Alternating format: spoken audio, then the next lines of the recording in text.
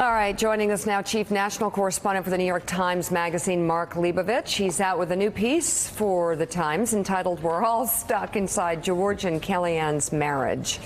Yeah, you know, I don't know. I mean, do I want to read this? No. So, but this is it's a fascinating dynamic. George Conway is a brilliant man, and I know Kellyanne is really smart. I just wonder how she does what she does, because I know she doesn't like Trump. I've heard her talk about him on the campaign trail after, you know, being on Morning Joe. She'll take off her mic and say, "I've got to go wash my hands now, and, you know, I've got to go throw up," or whatever. I mean, she clearly made it clear that she was just doing a job. Well, this whole thing doesn't feel right. I mean, we have these old chestnuts in Washington about, hey, isn't it cool that, like, odd couples come together, you know, Democrats, Republicans, putting politics aside, getting married. You know, it happens all the time. It does happen. Yeah. This, like, but then so they leave much, the Republican Party. Whatever it is. I mean, these are both Republicans, but I mean, like so much inside this administration, it's just, what is going on here? They are publicly feuding. The president jumps in. I mean, this is,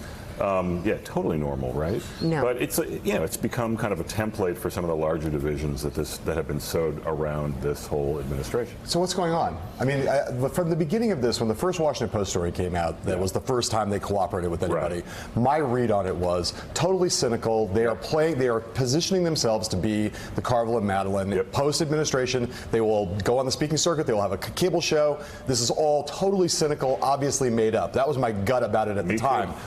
What's your view now?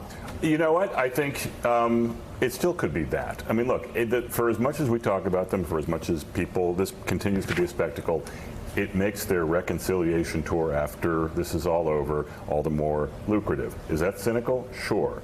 Have we been trained to be cynical, especially around things like this, and, you know, building a brand around something kind of quirky? Absolutely. Speaking as the author of This Town, there's like a slight, there's some cynicism that sometimes creeps into your point of view. No. But don't get me wrong. I love life and I love America, and I think that we're all in it for the best. What's your read more specifically on Kellyanne and how she does it, to Mika's point? Because the president now has publicly insulted her husband, and she's come out and supported the president. She stood by her man. Over her husband. How does she do that in your reading of things? I think if you were to ask Team George on this, they would say that, look, Kellyanne sort of joined a cult. She has sort of, you know, she is all into this cult of personality around Donald Trump, where everything is subsumed by your loyalty. And look, I mean, I don't go to work in the White House every day. It could be real. It could be a very, very real spell that he casts over certain people. But it also might not be. But either way, you are going to be judged by your public persona, how much you defend the president.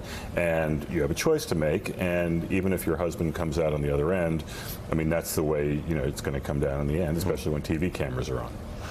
I just hope the corgis are okay and it's a good environment. I know that George Conway is a big corgi fan, just like I am, and I hope that the Conways are okay. I mean, he is all in all day on Twitter. With very specific analysis and criticism of the president. Last night he was up retweeting a psychiatrist talking about the president using the term oranges instead of origin over and over, and almost diagnosing it. What was the diagnosis? Please tell me. It was neurological word finding difficulty, which is not just a slip or an error.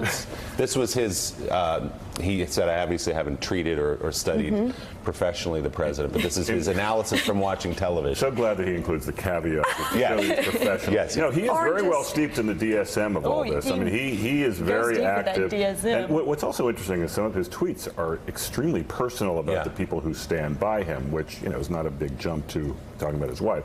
So, yeah, again, they could be just giggling about all of this while we just sort of talk about it. Yeah, coming up, why we now know why President Trump punted health care until after the 2020 election. He reportedly got a reality check from Mitch McConnell. Plus, did the chief birther forget where his father was born?